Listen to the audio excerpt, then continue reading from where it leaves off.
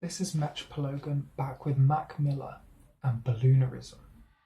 Now, I last covered Mac Miller in 2020 with my written review of his acclaimed album Circles, a record released by his estate 2 years after the rapper's untimely passing.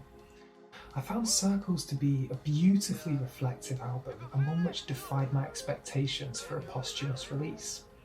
Unlike many cases of record labels exploiting an artist's legacy for profit, Circles was the completion of a project which Miller had conceptualized, written and recorded in the months before his passing, an introspective record with themes of vulnerability, alienation and uncertainty for the future. Its tragic framing only intensified its impact, and for fans and critics alike, it was more than just a respectful addition to his discography, but also its peak.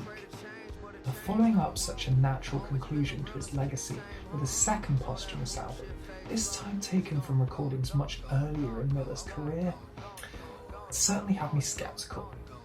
So, how did it end up? Well, if you're a fan of Mac Miller, then Balloonerism is probably going to work for you.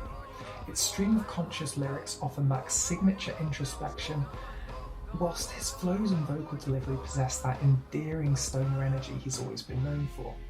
Unfortunately, and likely owing to the album's recording taking place over a decade ago in 2014, the psychedelic jazz rap sound of Balloonerism really isn't pushing the genre forward or offering anything we haven't seen, even elsewhere in Miller's own discography.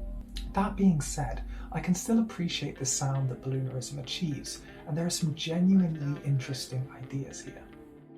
It's a rougher and less polished record than Circles, its drum beats tripping and stumbling over its inspired sound palette of whirring synthesizers and evocative keys.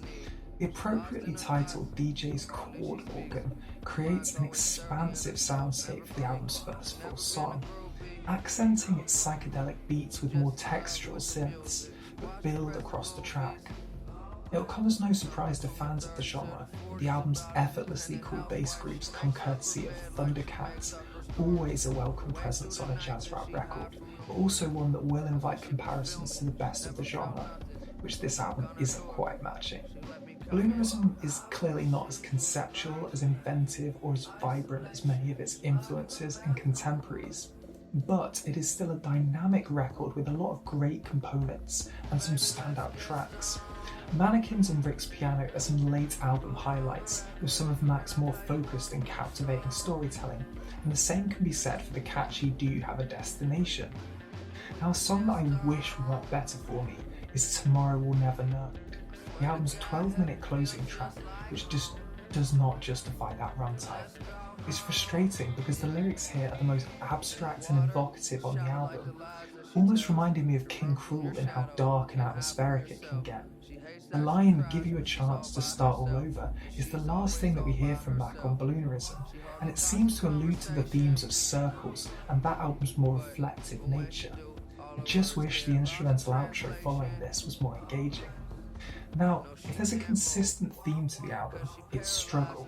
On $5 Pony Rides, Mac sounds frustrated with the disconnect between himself and the problems of his love interest, whilst on Stoned he's seemingly content with getting high and avoiding his own struggles, even as they break through on a track like Excelsior.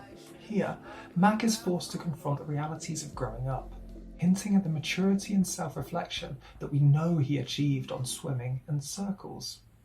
The weariness of those records is more of an implication here, placated by the drugs and other distractions that the album's trippy production embodies.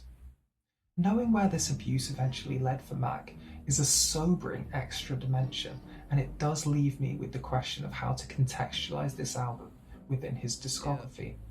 Where Circles was its logical and emotional conclusion, Balloonerism is a literal step back. I'd be lying if I said it wasn't a jarring listen at times, with the context of Mac's overdose looming over this record. But in spite of that, this album remains a well-produced and mostly well-written record, with a few standout tracks and no real surprises. Mac Miller was never the boldest or most exciting rapper of his generation, but his place in the hip-hop scene was definitely deserved. And I do consider Balloonerism to be one of his best albums. For me, it's a solid 7 out of 10, definitely more uneven than Circles and lacking in the maturity and self-reflection that made that album great, but the fans seem to be embracing it, and if you've enjoyed Mac Miller before, you're going to like what you find here.